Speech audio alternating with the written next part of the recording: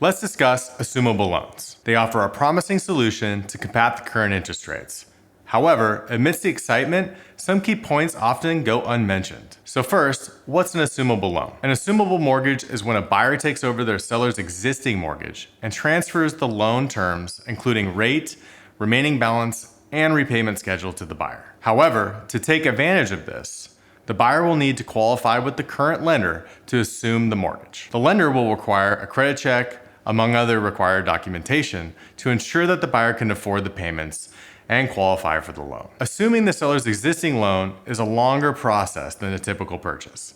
In most cases, this process can take 60 to 120 days, pending the loan company working on the file. So, while an assumable mortgage can be attractive to a buyer, especially when interest rates are higher, they can also be more work for the seller and add significant time to the transaction. Now that we understand assumable loans, we need to find a seller with one.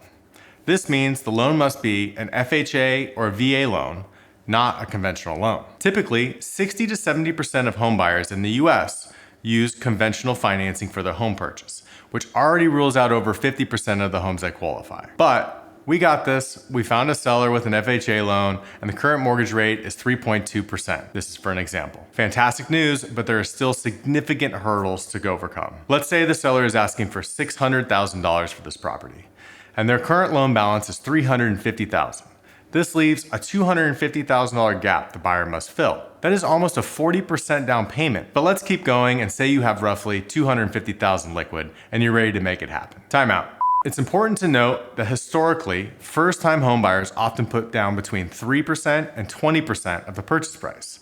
So closing this gap could require significantly more cash. Next, we need to find a seller willing to move forward and help a buyer assume their loan and put the time and effort into making it happen. This is where it gets more challenging. If the home were just listed, the sellers would likely opt to accept an offer with a more traditional financing route, one that will close in 30 days or less. It's just in the seller's best interest and likely fits their timelines better. After all, they're trying to unlock their equity to get to their next destination. Lastly, if you're trying to assume a VA loan and the buyer is not a veteran who's eligible for a VA benefit, the veteran selling their home would lose the loan benefit until the existing mortgage is paid off. This is not a good situation for the seller. This only scratches the surface on this topic, but I hope you have a better understanding of assumable loans and why it's not as easy as the media may lead you to believe.